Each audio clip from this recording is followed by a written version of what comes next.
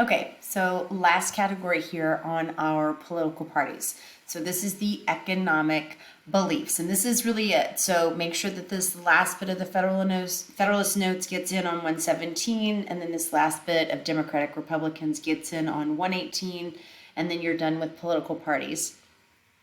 So economically, the Federalists believed that the economy should be based on industry and business, which you have to remember that totally makes sense because most of the people who are supporting the Federalists are from that New England area where industry and business is the way that people make their living. Okay, so they are going to be in favor of a national bank because they typically have more money in profit than, say, farmers would. So they have money that actually they would put in a national bank and trust to a national bank, but they also are businesses and they want to be able to take loans out from a national bank to either grow their business or start new ones, or hire more people. So you can kind of see how it all kind of flows together. They also, of course, favor a protective tariff, because these are the people who are making the goods that are in competition with British goods. And they want Americans buying their products. So they love the idea that the US government is going to tax any of the imports, any goods that are coming from somewhere else, and make those more expensive. Because it's going to almost kind of force American citizens to buy the goods that they're producing. So they're, of course, in favor of all of these things because it actually does them good, right? It's actually going to improve their lives, make them more profitable, make their businesses more successful, and make them wealthier.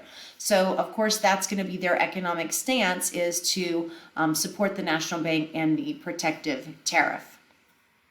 On the other side of things, you have Democratic Republicans who, remember, are more from the South and more from what we would consider at that time the western part of the United States, which is between the Appalachian Mountains and the Mississippi River at this point, okay?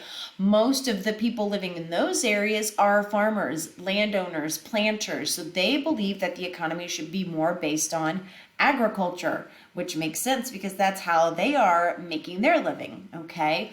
They do not really have a lot of profit. We talked about that yesterday. They constantly put money back in. It doesn't make as much as industry and business. Even when they have profit, a lot of it's going right back into the land ownership, to farming, to hiring workers, things of that nature. So they're not necessarily in favor of that national bank because they truly believed that all that national bank is good for is helping the rich, and it's going to hurt the poor. They don't see any benefit for them in having a national bank. And again, their concern is that if there's a government entity that has access to everybody's money, then they're going to kind of take over everybody's money and do what they want to with it. And they don't trust that because, of course, that sounds too much like a king and too much like the parliament and the monarchy system that was in Great Britain. They're afraid of big business for that reason. They don't trust it. They believe in just having your own individual way of making your own living and providing for your family. And that's it. They don't understand the concept of branching out and growing. You have to understand that most of those southern and western farmers didn't own what were known as plantations. They didn't own big, huge, massive, multi-acre properties. They really just owned an acre, maybe two, and most of what they're doing is raising produce, raising vegetables, raising cattle and things like that that would feed their family and maybe a few of the people in their town or their village. Maybe they could trade a little bit of what they have with other people in their town or their village, but they're not mass producing. Most of the people were not mass producing like that. So they're not exactly supportive of the big business model. And of course, they're opposed to the protective tariff because they know that in the long run, it's going to hurt them.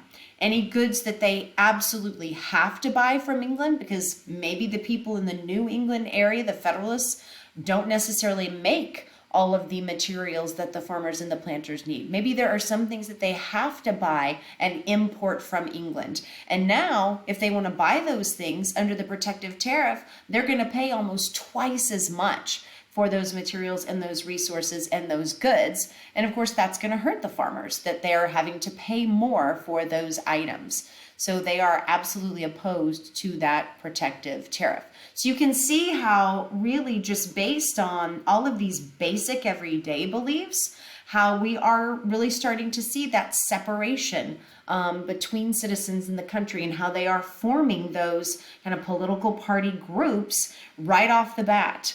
And it had already happened in England. It's not like political parties didn't exist over there, and it wasn't like this concept was new, but it was new to America because our country was new.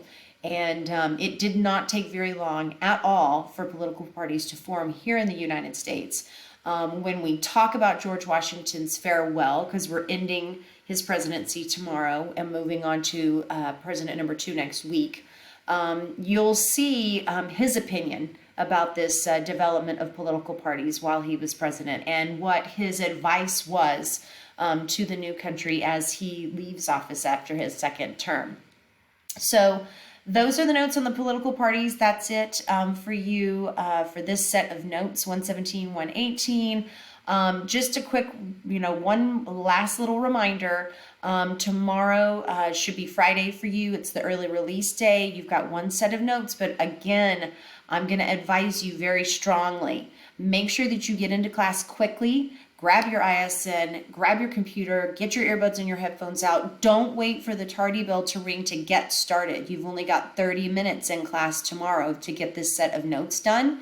And then, of course, you can use any remaining time to practice the map, which many of you need to get stronger at, and possibly even start working on one of those extra credit projects. Remember that Newsella is one of the options too. If you don't feel like doing like the project part, there's just 3 quick, easy, I'm telling you, easy, simple articles on the Constitution in Newsella. And that's an extra credit grade as well. So you could just read those 3, do those quizzes, extra credit grade done. Okay.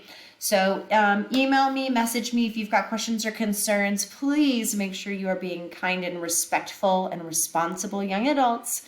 And I will post these videos for Thursday. I will record the farewell note video on Thursday evening and post it for Friday. I hope you guys have a great day, and really looking forward to the end of your week. All right, take care.